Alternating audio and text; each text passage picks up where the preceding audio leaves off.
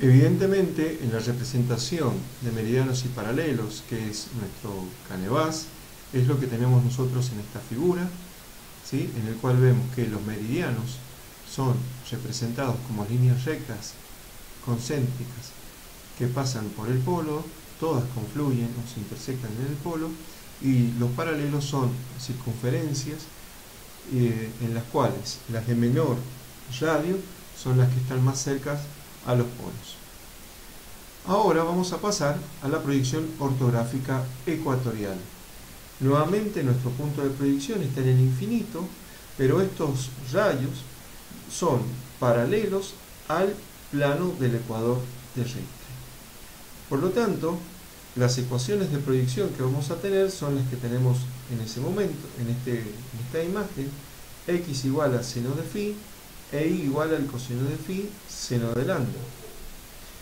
Tenemos abajo la representación del canevas, representación de meridianos y paralelos, en el cual vemos que los meridianos son curvas cuya concavidad están hacia el meridiano central, meridiano de contacto, y los paralelos son rectas, paralelas entre sí y equidistantes.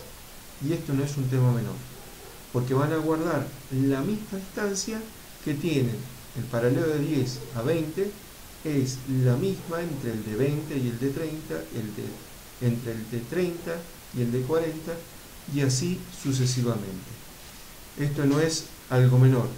Esta forma de proyección ortográfica ecuatorial ha sido muy utilizada, es muy utilizada para representar al mundo de una manera muy general, ¿sí? Por supuesto con grandes deformaciones. El cálculo del tipo de proyección y cómo se deforman sus principales elementos se los dejamos a ustedes. Vamos a pasar ahora a una de las proyecciones que en realidad son de las más importantes que tenemos: la proyección estereográfica polar. Comenzamos ahora con el análisis de aquellas proyecciones en las cuales vamos a tener un punto antípoda respecto al plano de proyección. Y entonces tenemos que definir qué es un punto antípoda. Un punto antípoda es aquel que está en el extremo D, es decir, que tengo que tener referencia a otro elemento para definir un punto antípoda. Entonces, en la proyección estereográfica polar, al plano de proyección lo voy a colocar en uno de los polos, y al punto antípoda lo voy a colocar en el otro polo. Entonces, cada uno de los puntos de la esfera yo los voy a ver desde el polo opuesto al cual está el plano de proyección. Esto es una proyección polar. Vamos ahora nuevamente a jugar con imaginarnos cómo sería la representación de meridianos y paralelos antes de hacer el análisis de las ecuaciones que tenemos. Entonces, nuevamente cerramos los ojos, ¿sí? Nuestro brazo indicando a un punto sobre la esfera. Esa recta termina en el plano de proyección, ¿sí? Y si a ese punto lo hacemos caminar por un paralelo y posteriormente lo hacemos caminar o moverse por un meridiano, vamos a conformar la línea de paralelos y meridianos. ¿Cómo van a ser estos paralelos? Y los paralelos van a estar representados como círculos concéntricos y los meridianos como rectas que se intersectan o todas pasan por el polo, tal cual ha pasado con las gnomónicas polares y las ortográficas polares.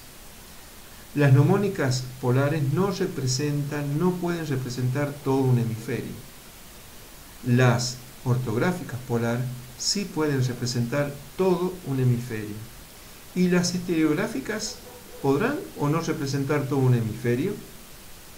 Sí, las representan. Si nosotros a ese punto P1 que tenemos en nuestro gráfico lo llevamos a coincidir al punto en el cual corta el meridiano con el ecuador y luego lo hacemos intersectar con la recta que va desde el polo antípoda hasta el plano de proyección, vamos a ver nosotros que puede ser totalmente proyectado, es decir, que todo el ecuador puede ser representado, es decir, que todo un hemisferio puede ser representado con la proyección estereográfica polar. Luego de hacer el análisis geométrico de esta proyección, nuevamente, como hemos venido haciendo anteriormente, nosotros llegamos a esta ecuación. Esta ecuación ya presenta un poquito más de complicación. Nuevamente, las ecuaciones de proyección, vuelvo a insistir, siempre son dos. F1 y F2, ambas funciones de phi y de lambda.